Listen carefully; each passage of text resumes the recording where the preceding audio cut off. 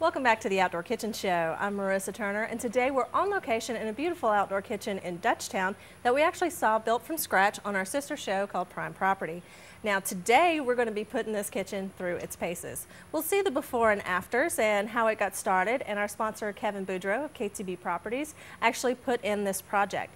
Now it is obviously an outdoor kitchen with an L shape, lots of bricks, stainless steel appliances, built-in sink, which I'm already loving, and a pergola. Instead of opening up the roof line, they put in a beautiful dark stained cedar pergola that has given us a little bit of shade here in the hot Louisiana afternoon sun.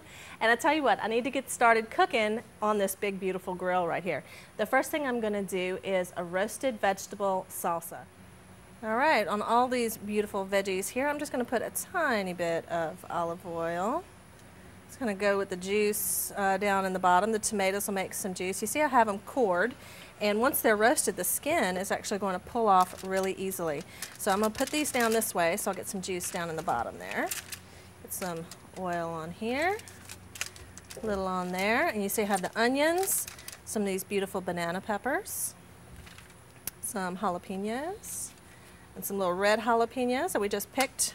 And I'm going to cover everything with just a little bit of magic swamp dust. All right, and we already have the grill nice and hot.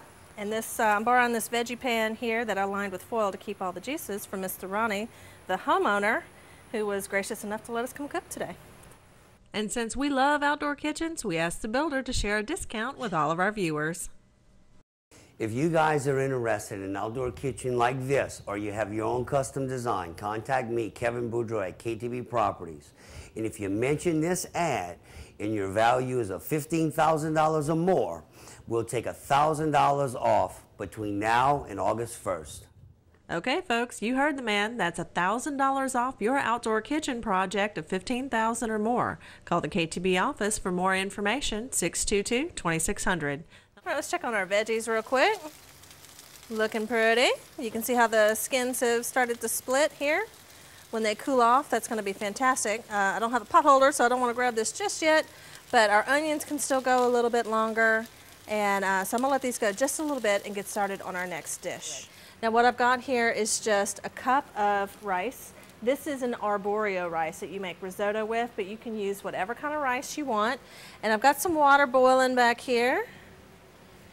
And normally I don't boil my rice. I usually steam it in a little rice pot, good to go, you know, like anybody else does. But with this dish, you actually do want to boil your rice in some salted water, just like you would cook pasta.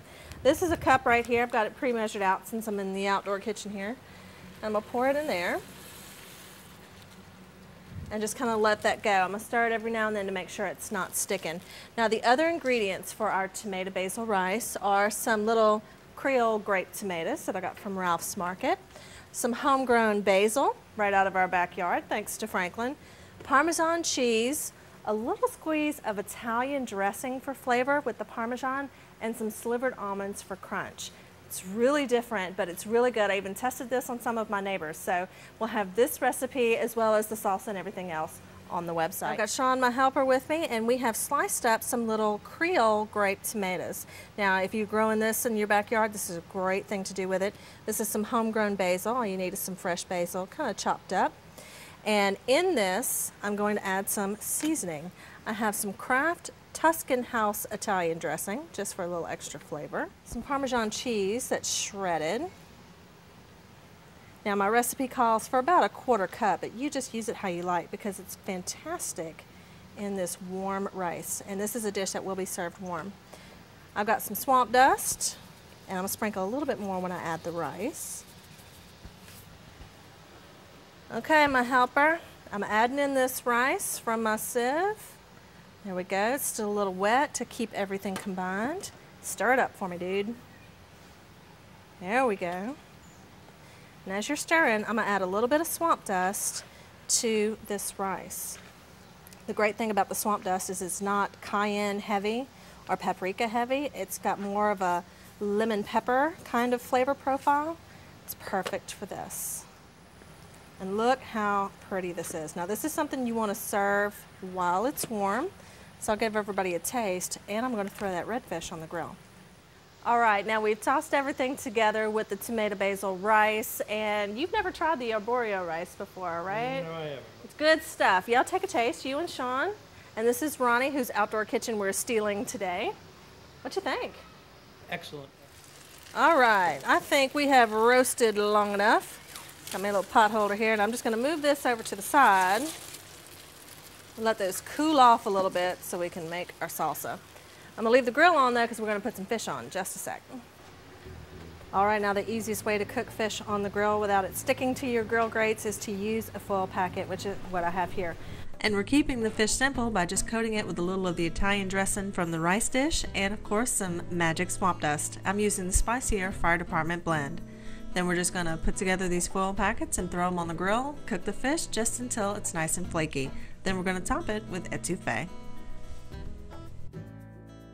All right, for our roasted veggie salsa, I've got the veggies off the grill. They've kind of cooled off a little bit. I've pulled the tomato skins off the tomatoes. It's gonna go in the blender with a can of Mexican Rotel, a little swamp dust, and we have our salsa. So I'm gonna blend this all together. All right, dude, go ahead and blend it up on me, Sean. All right, perfect. All right, now we have some salsa. And we finished the grilled redfish with a little etouffee, and it was time to eat. Check out the website for more, and thanks for watching us here on the Outdoor Kitchen Show.